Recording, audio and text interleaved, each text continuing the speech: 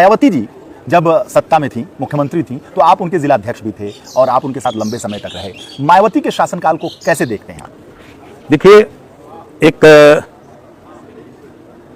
कोई हीरो ने गाना गाया है, जो कोई किया नहीं वो करके दिखाएंगे।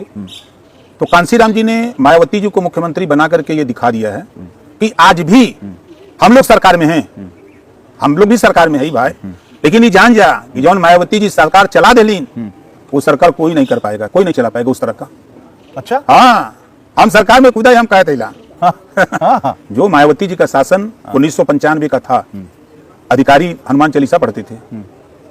मैं इसी बनारस में मैं जिलाध्यक्ष था, एक सीओ पंडित जी थे और सिर्फ गलती उस सीओ की नहीं थी, ड्यूटी गेट पे लगी थी और अंदर शारदा राम प्रवेश करके संगठन मंत्री थे, मैं जिलाध्यक्ष था, वो संगठन मंत्री थे। वो उनको धक्का देके गाड़ी लेके चले आए अंदर गेस्ट हाउस में, सर्किट हाउस। मायावती पहुंची, बैग रखी, तुरंत बुलाओ उसको, यहाँ का एसपी कौन है, डीएम को बुलाओ दोनों को, अब एकदम गर्म मिजाज से, भाई मुख्यमंत्री वैसा मुख्यमंत्री तुम मुश्किलें हैं, तेवर बहुत था, तुरंत हाजिर हो गए, उसको सस्पेंड करो। बेचारे कोई कसूर नहीं, उसका सस्पेंड कर दिया। अब लोग कहें कि भाई आप ही बतियाओ मायावती जी से, हम जब खाना उना खा लें थोड़ा ठंडा भाई, नहीं तो फिर हम ऊपर गाय गिर जाए। अब डीएम, एसपी, डीआईजी सारे लोग नेता, पार्टी के नेता सब लोग हम ही आप ही बतियाओ। तो हम के खाना उना खा ले तब फिर बतियाई। खैर खाना उना खा ली, उसके बाद तो फिर मैसेज भिजवाया कि जिलाध्यक्ष मिलना चाहता है। तो एक बार मैसेज आया, नहीं कर दो, जाकर सुबह मिलेंगे। फिर 2 मिनट के बाद नहीं, बुला उसको बुलाओ। जिलाध्यक्ष बनारस थे? हाँ बनारस। तो गए अंदर, हाँ बताओ, बहन जी बस ऐसा ही, कहा नहीं कोई बात बताओ। बहन जी जो सीओ को सस्पेंड किया गया, बहुत सज्जन, बहुत शरीफ, वैसा पूरे कमिश्नरी में कोई अधिकारी नहीं है। क्या मुझे पता है, मुझे जानकारी है, लेकिन अच्छा बताओ तुम, वो गेट पर था, वो शारदा की जगह दूसरा भी चला था, वो क्यों नहीं रोका? बहन जी पार्टी का नेता था, संगठन, जिले का संगठन मंत्री था, कहा कुछ भी हो कैसे चलाया, तो उसकी ड्यूटी थी ना, इस नाते उसको सस्पेंड किया गया। बहन जी बाहर बहुत दबाव हमारे ऊपर है, डीएम का, एसपी का, सबका दबाव, डीआईजी का दबाव है, पार्टी के नेताओं का दबाव है कि आप बहन जी से कहो इसको बहाल करें। कल लखनऊ आओ तब बात करो, यहाँ कोई बात नहीं, और कोई बात कोई बात नहीं, चलो बाहर चले गए बाहर। तेवर बहुत, हाँ तेवर तो वो था ना, इसी से लोग हनुमान चालीसा पढ़ते थे ना। अधिकारी मंडली समीक्षा में उतर जाती थी। तो अब समझिए कि अगर बनारस लग गया कार्यक्रम तो अधिकारी रात भर जगते थे, दिन भर जगते थे कि किसके ऊपर गाज गिर जाए, कौन पकड़ा जाए, कोई ठीक नहीं, एकदम अलर्ट रहते थे।